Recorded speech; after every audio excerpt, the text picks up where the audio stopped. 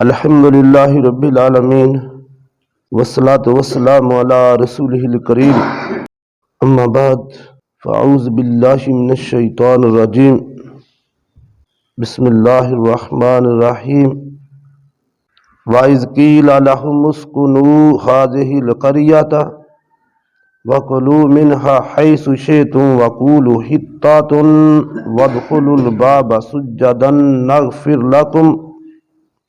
نغفر لكم خطيئاتكم سنزيد المحسنين صدق اللہ العظیم فجاء محمد سراج منیرا فصلوا علیہ کثیرا کثیرا سورۃ الاعراف آیت نمبر 161۔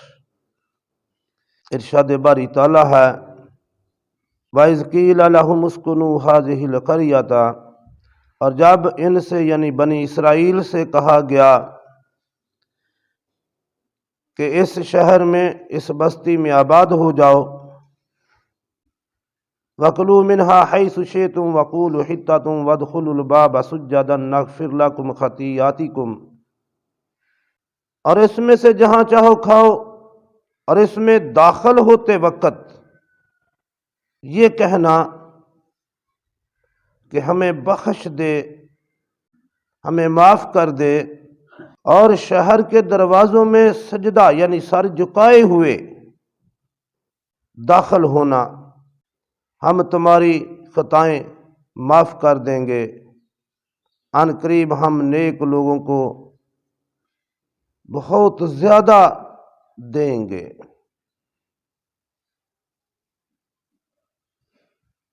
یہ اس آیت کا ترجمہ ہے۔ تذکرہ بنی اسرائیل کا ہی چل رہا ہے۔ پچھلی آیت کے اندر اللہ رب العالمین نے ان کے 12 خاندانوں کا تذکرہ فرمایا، ان کی تقسیم کا تذکرہ فرمایا، پھر اللہ رب العالمین نے اس بیابان جگہ میں جہاں یہ قوم سمندر پار کر کے اتری تھی، وہاں پینے کے لیے پانی کا 12 چشمے جاری فرما دیے، ٹھنڈے اور میٹھے پانی کے چشمہ، ہر قبیلے کے لیے الگ الگ چشمہ۔ پھر اس قوم کے اوپر اللہ رب العالمین نے بادل کا سایہ کر دیا، پھر اس قوم کو من و سلوہ اللہ رب العالمین نے آسمانوں سے وہ کھانے پکے پکائے، ان کے لیے بنے بنائے کھانے اللہ نے ان کے لیے نازل فرما دیے۔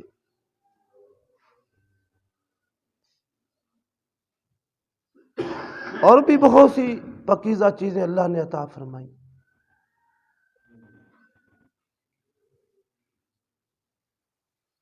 لیکن اس سب کے باوجود قوم اللہ کا شکر ادا، اکثریت جو تھی وہ اللہ کا شکر ادا کرنے کے بجائے ناشکری کری انہوں نے کی۔ اور یہ قانون قدرت ہے کہ جب کوئی بندہ اللہ کی نعمت کی ناشکری کرتا ہے تو وہ نعمت اس سے چھین لی جاتی ہے۔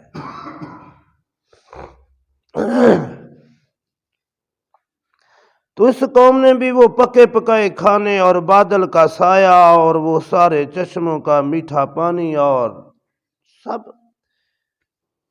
کہنے لگے اے موسیٰ یہ تو کھا کھا کے ہم اک گئے ہیں، ہمارا جی بھر گیا ہے،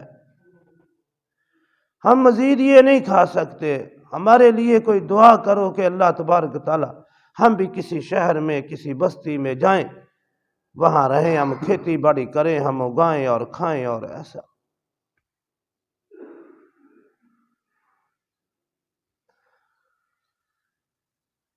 حضرت موسیٰ نے اللہ سے دعا کی تو اللہ نے فرمایا ان سے کہو کہ اس بستی میں داخل ہو جاؤ، اس شہر میں داخل ہو جاؤ، وہاں یہ ساری چیزیں یہ جو مانگ رہے ہیں نا، یہ ساری چیزیں وہاں انہیں مل جائیں گی۔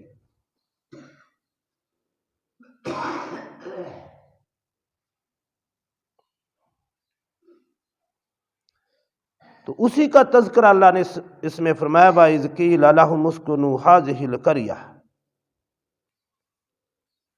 اور جب یعنی بنی اسرائیل سے کہا گیا کہ اس بستی میں جاؤ، آباد ہو جاؤ، اس میں رہو،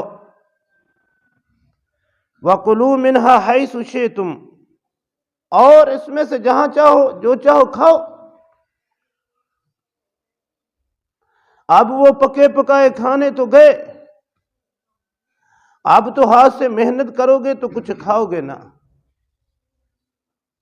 تو ٹھیک ہے جائیں محنت مزدوری کریں، کمائیں اور کھائیں۔ اور دیکھو اس شہر میں جب داخل ہونا دروازوں سے، پہلے شہر جو ہوتے تھے ان کی باؤنڈری وال ہوتی تھی، اس کے ارد گرد دیواریں ہوتی تھی، آپ نے بھی دیکھی ہوں گی، میں نے بھی دیکھی ہیں بڑے بڑے شہروں میں، تو وہ دروازے ہوتے تھے، ان دروازوں کے راستے سے شہر میں بندہ داخل ہو سکتا تھا۔ دیواریں بہت اونچی ہوتی تھی اور بڑی چوڑی ہوتی تھی، اس کے اوپر پہرے دار بھی کھڑے ہوتے تھے، تو سسٹم ہی ایسا ہی تھا۔ یہ پچھلی صدی تک ایسے ہی چلتا رہا ہے۔ ہمارے جو قریب شہر ہے پسرور، جب ہم کالج میں پڑھنے جاتے تھے تو وہ دروازے ہم نے دیکھے ہیں، شہر کے دروازے، اور وہ دیوار بھی جو تھی وہ سبزی منڈی کے قریب وہ چھوٹی چھوٹی اینٹوں کی اور بڑی ذرا لمبی اینٹیں ہوتی تھی، اس کی بنی ہوئی دیوار بھی تھی، بہت چوڑی دیوار تھی، میں نے وہ بھی دیکھی ہے۔ تو دروازے تھے اس شہر کے بھی، اور شہر میں دروازوں کے راستے ہی داخل ہوا جاتا تھا۔ تو اس قوم کو حکم ہوا، بنی اسرائیل کو حکم ہوا کہ جب تم شہر کے دروازے میں داخل ہو تو دو کام کرنے ہیں، ایک تو سر کو جھکاتے ہوئے گزرنا ہے،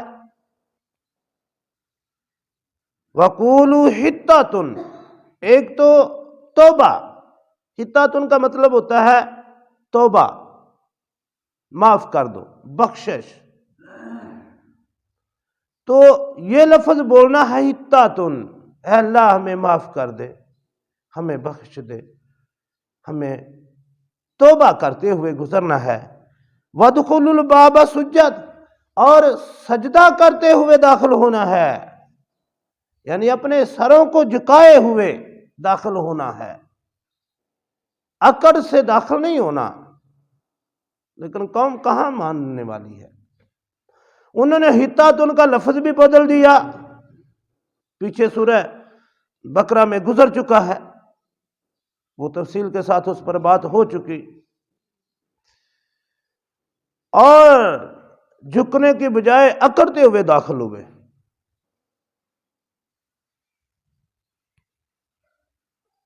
جب قومیں بگڑتی ہیں نا، اللہ اکبر، کبھی اس قوم کو زمانے میں بڑا عروج تھا اور بڑی عزت و اکرام تھا اس قوم کا، اور اس کا اکرام جو ہے وہ، اس کی عزت جو ہے وہ اسلام کے آنے تک برقرار رہی ہے۔ پھر جب انہوں نے محمد رسول اللہ صلی اللہ علیہ وسلم کو پہچان کر بھی ایمان قبول نہیں نہ کیا، اور قرآن پاک میں آتا ہے یہ آپ صلی اللہ علیہ وسلم کو ایسے پہچانتے تھے جیسے ایک باپ اپنے بیٹے کو پہچانتا ہے، یعنی جس طرح اس کو اپنے بیٹے میں کوئی شک و شبہ نہیں نہ ہوتا، اسی طرح انہیں محمد رسول اللہ صلی اللہ علیہ وسلم کی کو اللہ کا رسول ہونے میں بالکل کوئی شک و شبہ نہیں تھا، یہ انہیں پتہ تھا۔ جب انہوں نے یہ مخالفت کی،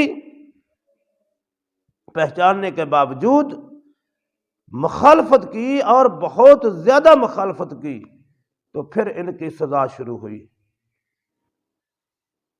اور پھر یہ پورے زمانے میں ذلیل و خوار ہوئے ہیں، اور ذلت کی زندگی، اور یہ ذلت کی زندگی ہی جیتے رہیں گے۔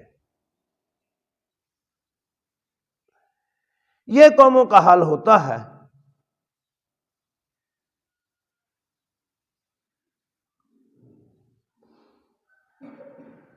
اب انہوں نے کچھ تھوڑا سا قرار پکڑا ہے ہماری کمزوریاں، ورنہ اس سے پہلے تو ان کے پاس زمین کا ایک ٹکڑا بھی نہیں تھا۔ اب تو اسرائیل میں انہوں نے ریاست قائم کر لی ہے نا، اور یہی سوال ہمارے لیے کافی ہے معاشر میں کہ تمہارے زمانے میں آ کر یہودیوں نے تمہارے خلاف سازشیں کرنے کے لیے ایک ملک بھی تم سے حاصل کیا اور اس پر حکومت بھی قائم کر لی، تم پھر بھی زندہ رہے۔ تمہارے بیت المقدس پر بھی انہوں نے قبضہ کر لیا، مسجد اقصی پر قبضہ کر لیا، تم نے کوئی چارہ کری نہ کی۔ تو میں تو سمجھتا ہوں یہ ایک سوال ہی، اس کا جواب بھی کوئی نہیں دے سکے گا۔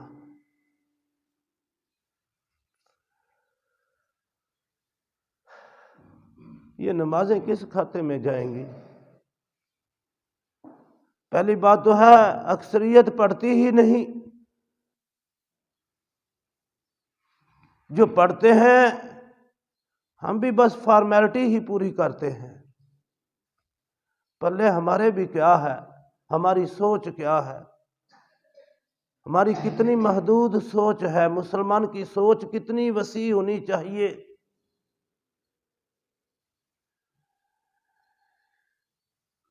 ہم نے بھی دین کو مسجد میں بند کر دیا ہے، دین دنیا پر نافذ کرنے کے لیے تھا، اس کا ڈنکا پوری دنیا پہ بجانا ہماری ذمہ داری تھی، لیکن ہم نے اس کو گھیر گھر کر مسجد کے اندر بند کر دیا ہے۔ جو تھوڑے سے نمازی ہیں ہم بھی سمجھتے ہیں بس یہی دین ہے۔ ہمارے ہندوستان میں یہ مسجد گرا دی گئی، بابری مسجد، کچھ بھی نہیں ہم کر سکتے۔ ہمارے لیے تو یہ ایک دو سوال ہی کافی ہے، ہم کوئی سوال، کسی سوال کا جواب نہیں بن پائے گا۔ تو جب یہ چیزیں میرے سامنے تو آتی ہیں تو مجھے تو بڑا ڈر لگتا ہے کہ اگر اللہ نے یہ پوچھ لیا، یار کم از کم کچھ نہیں تو دل تو تڑپے، دل تو روئے کہ کیا ہو رہا ہے ہمارے ساتھ۔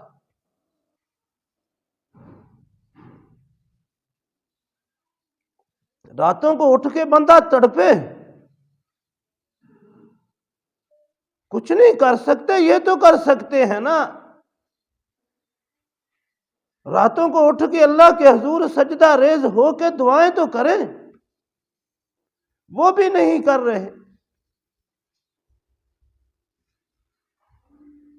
ہمیں تو فکر ہی نہیں، بلکہ پتہ ہی نہیں ہے کہ کیا ہمارے ساتھ ہو کیا رہا ہے، کیوں ہو رہا ہے۔ ہم نے اس قرآن کی قدر نہیں کی، ہم نے اس دین کی قدر نہیں کی، ہم نے اس کلمے کی قدر نہیں کی، ہم نے اپنے نبی کی قدر نہیں کی۔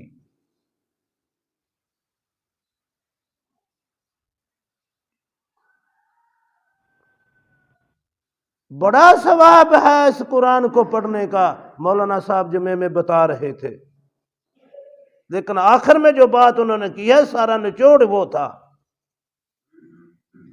کہ اگر کوئی اس پر عمل نہیں کرتا یہ سب سے بڑا جرم ہے، یہ ہے اصل چیز، اس پر عمل کرنا ہے۔ اس کو پڑھنا کس لیے ہے کہ اس کی سمجھ آئے، سمجھ کس لیے ہے، اس لیے ہے کہ عمل کرنا ہے۔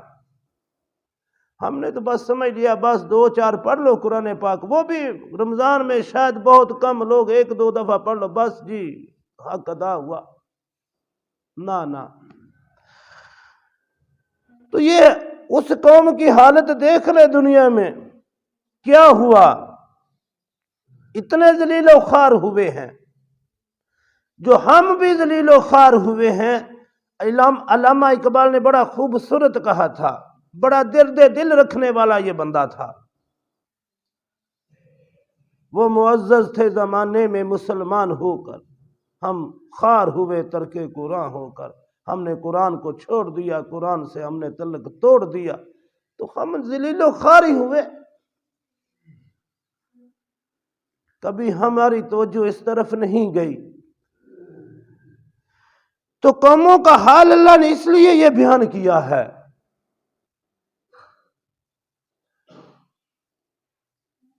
وہ اپنی اکڑ کی خاطر انہوں نے ایک تو سجدہ بھی نہ کیا، اور دوسرا انہوں نے الفاظ بھی بدل دیے، اپنے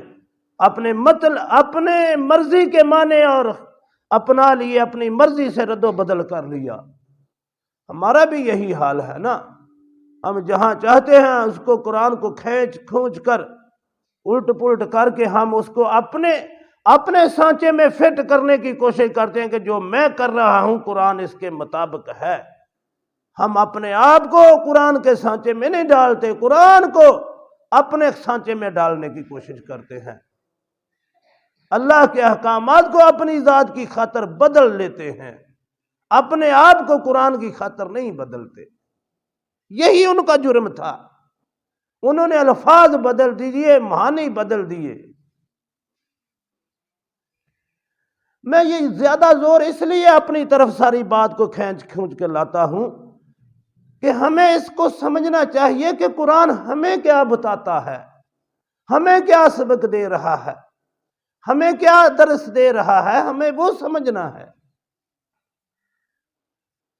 اور میں یہ بھی بتا چکا ہوں کہ یہ اللہ رب العالمین نے اس امت کا، اپنے حبیب کی امت کا اتنا لحاظ رکھا ہے کہ قوم اس کی بات کرتا ہے اللہ، اور سمجھاتا اس قوم کو ہے۔